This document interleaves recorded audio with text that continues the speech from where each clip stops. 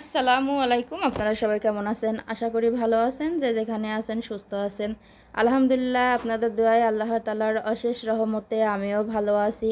আমি চলে আসছি প্রতিদিনের মতো নতুন ব্লগ নিয়ে। তো এই যে সকালবেলা উঠেই আমার কাঁচা বাজার ছিল না, আর আমার তান্নু বেটারও অনেক জ্বর আসছে। এই জন্য ওর বাবা বলল যে দাও কিছু ওষুধও আনি আর কিছু কাঁচা বাজারও করব। তো এই জন্য আর কি রওনা দিল। তো এই যে আজকের আবহাওয়াটা কিন্তু অনেক খারাপ যাচ্ছে, এখন প্রায় 11:30টার মতো বাজে। তো এখনও কিন্তু রোদ ওঠে নাই।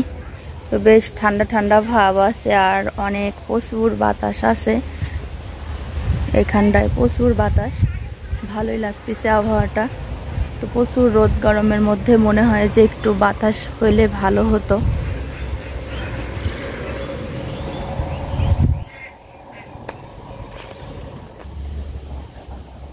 তো এই যে দেখেন লিচুগুলো কিন্তু অনেক সুন্দরভাবে লাল টকটকে হয়ে পাকছে। তো দেখেন গাছে ফল থাকলেই কিন্তু গাছের সৌন্দর্য, যেমন ফুল গাছে ফুল থাকলে ভালো লাগে, ফুল কিন্তু হাতে ভালো লাগে না, গাছেই সৌন্দর্য। তো ফল ভরা গাছটাও কিন্তু অনেক সুন্দর লাগছে দেখতে। তো দেখেন এই লিচুগুলি কিন্তু একদম মনে হচ্ছে মাটি ছুঁয়ে যাবে। তো অনেক নিচে ধরে আছে লিচুগুলি। কমেন্ট আলারে খালার যে আবার কথা, খালাও মজা লেছে আমার সাথে। খাও তো একটা খালা, খাও, সেই মজা। বোম্বাই লিচু তো সেই মজা লাগছে।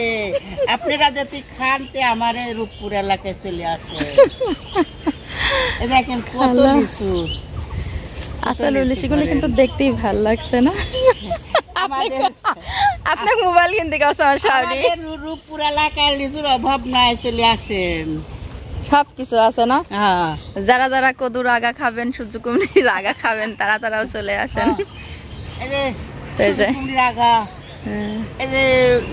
আবার এর মধ্যে করলা গাছও আছে। আসলে আমার শাশুড়ি কিন্তু যা লাগায় তাই কিন্তু হয়, তাই না? করলার আচার খাইছেন? আমাদের দেশে আসেন, আচার খাওয়া। আর খালা খাওয়াবি করলার আচার। তো যে এইখানটা দেখতে পাচ্ছেন যে মাটিগুলো উগ্রতা হয়ে আছে। তো এইখানটায় ছায়ের বাবা হলো কিছু তরমুজের বীজ লাগাইছে আর কি। তো এই যে এখানে মনে হয় একটা গাছও বের হয়েছে। দাঁড়া, আজ তো খালা আমাকে পাগল করে ছাড়বে। তো ওই যে আমার শাশুড়ির গাছে আবার উস্তাও ধরছে, যা লাগায় তাই ধরে। মরিচ, চাল কুমড়া, সূর্য কুমড়া, পুঁই শাক, সিম, তো সবকিছুরই আবাদ হয়। তো যে আপনারা মনে হয় এই শাকটাকে চিনেন। তো এটা হলো খানমানের শাক কয়। তো এই শাকটা কিন্তু অনেক টেস্টি, এর মধ্যে কিন্তু অনেক খাটনি করা লাগে, তা কিন্তু সহজে খাওয়া যায় না।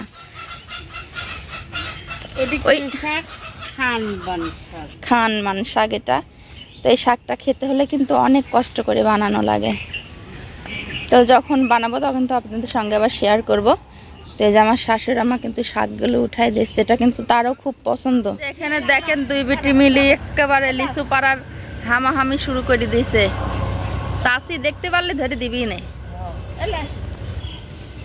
মানুষের শখে পরি খায়, আর আজকে আমি অভাবে পরি খাবো। হ্যাঁ, তো দেখতে পাচ্ছ না তোর বেটার আজ 1 মাস গাড়ির ভাড়া নাই, বসে রয়েছে। আমার বেটার গাড়ির ভাড়া নাই, তো এমনি তোমার বেটা খায় কুয়া পাতাল হয়ে যাবে। তো মুখ খারাপ করতে থাকা। আর বেটাটা জ্বর আসি শুয়ে রাজ দেখো না থাকে শুয়ে। দেন তার বেটার প্রতি কত হিংসুটি, খালি বেটাকে একলাই আদর করা হয় এই জন্য। মালা ইয়ামিন একেবারে সমান খাইলে। তো ওই যে এতক্ষণে তো আমাকে খানমানটা তুলে দিল। এখন হলো তিশা ভাবির জন্য সূর্যকুমড়ির আগা কাটতিছে।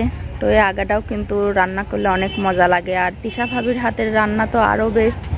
তো যেহেতু এগুলো আমরা আগে কখনো খাই নাই, তো তিশা ভাবির হাতের রান্নাটা আমাদের কাছে অনেক ভালো লাগে। তো এই যে ছায়ের বাবা কিন্তু বাজার থেকে বাজার করে নিয়ে চলে আসছে। মানে আছে হলো লাল শাক নিয়ে আসছে। তো আনছে অনেকক্ষণ হলো, আমি মাথার উপরে বসে সবকিছু বেছে নিয়ে আসছি। আর যেটা মাছ, এটা হলো শোল মাছ। তো শোল মাছ কিন্তু ছায়ের বাবার খুব পছন্দ। আর যেটা হলো একটা বড় রুই। তো এই রুই মাছ আনছে ছায়াদের জন্য। ছায়া আর তানভীর বড় মাছ ছাড়া খেতে পারে না। ঢেলে দিই।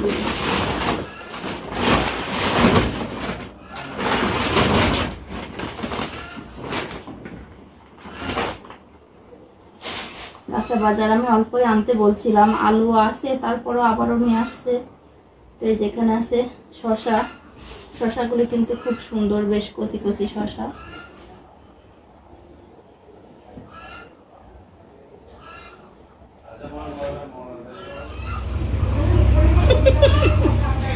শোল মাছ কিন্তু তাজা।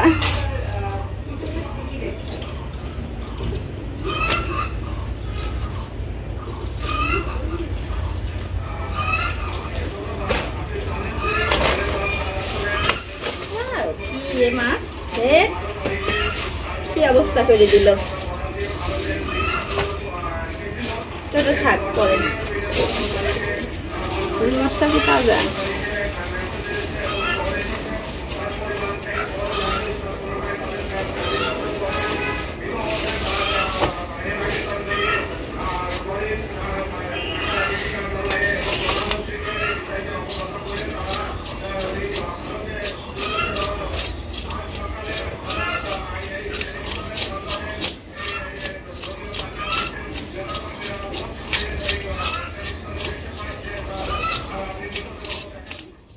তো যে আমি দুপুরে রান্নার জন্য হলো এখানে পটল আর আলু কেটে রাখছি।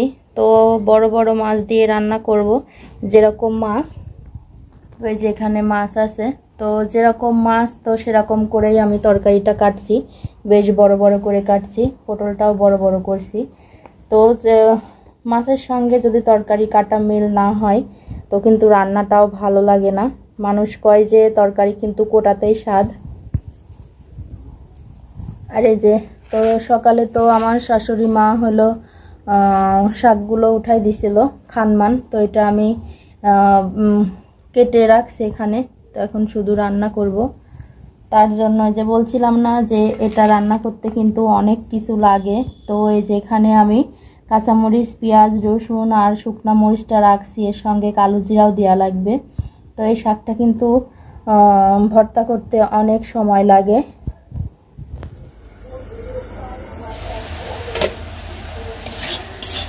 তো এই যে দেখতে পাচ্ছেন এখানে শাকটা আমি সিদ্ধ করে ফেলছি। শাকটা কিন্তু প্রথমে অনেকটা দেখা গেছে, তো চুলার উপরে দেওয়ার পরে খুবই কম হয়ে গেছে। তো এটা কিন্তু এরকমই হয়, খুব অল্পই হয়ে যায়। এই অল্প ভর্তা বানানোটাই কিন্তু অনেক খাটনি। তো এই শাকটা এখন আমি খুব করে ভাজবো।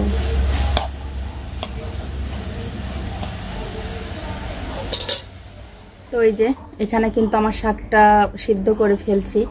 তো এবার শুধু মশলাগুলি ভাজার জন্য কড়াইতে তেল দেব। এটা করতে কিন্তু বেশি তেল লাগে না, খুব হালকা তেলেই হয়ে যায়।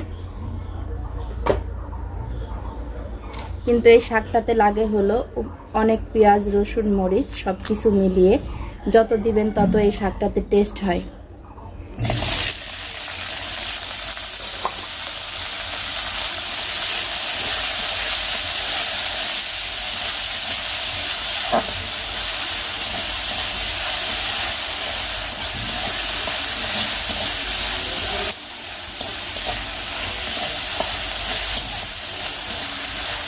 তো এই যে আমার শাকটা কিন্তু আমি অনেকক্ষণ ধরে বেশ কড়া করে ভেজে ফেলছি।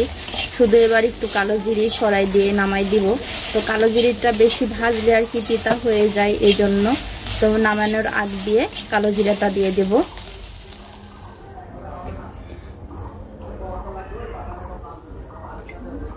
তোমার শাকটা তো ভাজা হয়ে গেছে, এখন শুধু ভর্তা করার পালা। তো এখন তো ভর্তা করার আগে আমি আবার মাছের ঝোল তরকারিটা বসাই দিব। এই জন্য প্রথমে আগে আমি মাছটা ভেজে ফেলবো। তো আমি মাছটা কিন্তু অনেক আগে লবণ হলুদ দিয়ে মাখায় রাখছি, যেহেতু বড় মাছ। তো বড় মাছের মধ্যে লবণ ঢোকে একটু কম, এই জন্য আমি অনেকক্ষণ আগে থেকে খুব করে লবণ দিয়ে হলুদ দিয়ে মাখায় রাখছি।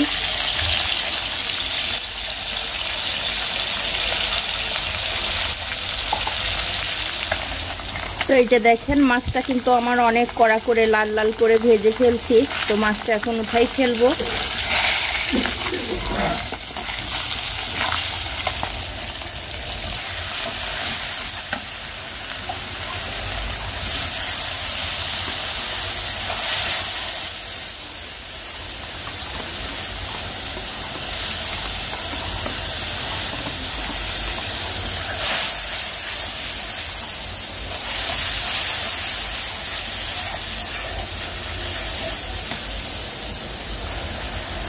তো এই যে আমার মশলাটা কিন্তু কষানো শেষ, তেলটা উপরে উঠে আসছে। তো এবার আমি তরকারিটা দিয়ে দেব।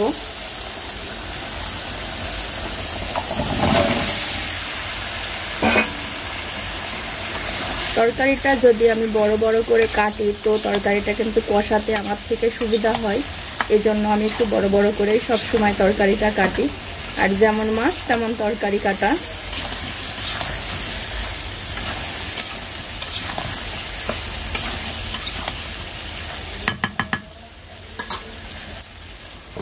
তো এই যে তরকারিটা কিন্তু আমি খুব করে কষালাম।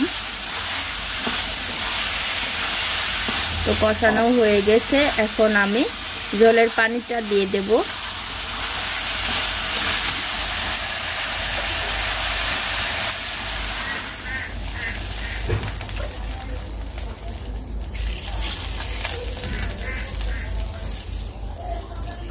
ঝোলের পানিটা আজকে আমি একটু বেশি দেব, যেহেতু একটু বড় বড় মাছ, মাছটা ভালোভাবে ঝোলের মধ্যে যদি না ফুটে তো মাছটার মধ্যে আর কি খাইতে ভালো লাগবে না।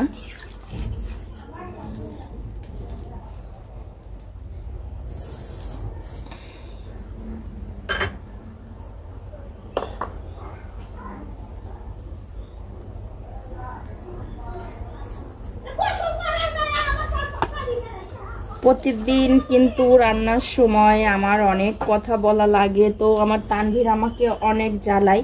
তো আজকে সকাল থেকে জ্বর হয়েছে, এই জন্য শুয়ে আছে। তো খারাপই লাগতেছে যে মাদের কিন্তু এমনই মনে হয় যে বাচ্চাটা যদি থাকতো না তো অনেক জ্বালায়, তো কথা বলা লাগতো। তো এই যে আজকে দেখেন সকাল থেকে কিন্তু আমি কাজ করতেছি চুপচাপ, ও শুধু শুয়ে আছে বিছনায়, খাওয়া দাওয়া সব বন্ধ করে দিছে। তো এই যে শাকটা কিন্তু ভাজা শেষ, শাকটা এখন শুধু বাটতে যে সময়টুকু, খেতে কিন্তু টাইম লাগে না, কিন্তু ওই ভর্তাটা বানাইতে অনেক টাইম লাগে। তো এই যে শুকনো মরিচগুলো আগে আমি বেছে নিচ্ছি, কারণ এগুলো শাকের সঙ্গে দিলে আর কি পাতা পাতা হয়ে থাকবে, এই জন্য। তো আমি আগে শুকনো মরিচটাই বেটে নেব।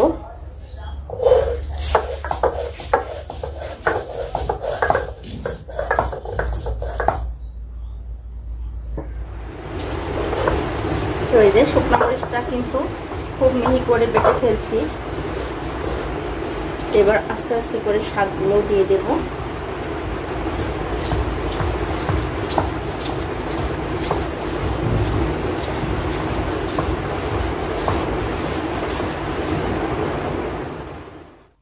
তো এই যে আমি শাকটা কিন্তু খুব কষ্ট করে বেটে ফেলছি, এটা কিন্তু বাটতে অনেক কষ্ট হয়, সহজে মানে আর কি মিহি হয় না। তো আমি অনেক মিহি করে বেটে ফেলছি।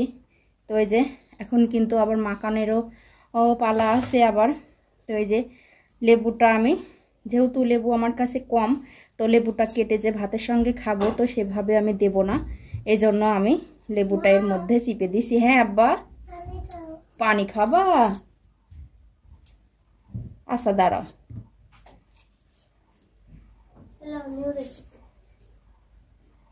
দাঁড়া একটা ভর্তা নিয়ে যা, দাঁড়া। এর জন্য আমি একটু বেশি করেই লেবুটা দিয়ে দিলাম, যেন আর ভাতের সঙ্গে চিপে না খাওয়া লাগে। ঝিলিক, ওই ঘরে আমারে পানির বোতল আছে, একটু নিয়ে আসি, ভাইক দে তো। না এমনি ড্রেসিং টেবিলের পারে। তো আমি এর সঙ্গে কিন্তু সরিষার তেল অ্যাড করব না, সরিষার তেলটা দিলে আর কি স্বাদটা নষ্ট হয়ে যাবে, এই জন্য। তো আমি এই সয়াবিন তেল দিয়ে একটু বেশি করে ভেজে ফেলছি।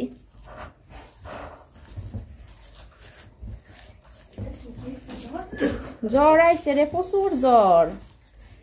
এত জ্বরের মধ্যেও কিন্তু সংসারের কাজ করা, বাচ্চারা নিয়ে অনেক সমস্যা। তারপরও আজকে একটা নতুন আইটেম তৈরি করে দিলাম।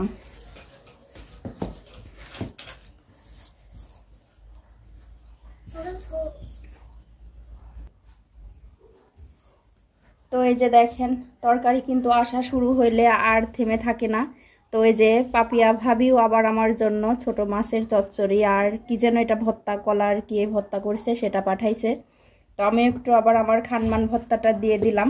তো এখনো কিন্তু ভাগাভাগি শেষ হয় নাই, আরও হবে ভাগাভাগি। তো ওই যে এতটুকু শাকের মধ্যেও কিন্তু আবার আমি ভাগাভাগি করে দেব, যেহেতু আমরা চারটা যাই খাই না কেন সবাই ভাগাভাগি করেই খাই।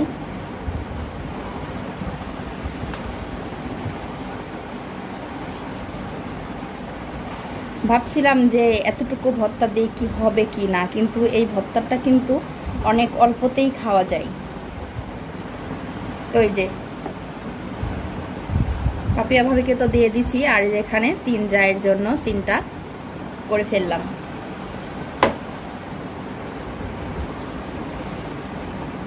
তো আর কি অনেক গরম ধরে গেছে, আর এখন আর বেশি কথা বলবো না, যেহেতু ভর্তাটা করতে গিয়ে কিন্তু অনেক দেরি হয়ে গেছে দুপুরের খাবার খাইতে।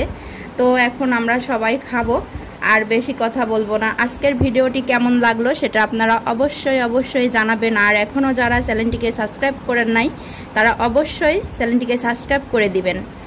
আজকের মতো ব্লগটি এই পর্যন্তই। আল্লাহ হাফেজ।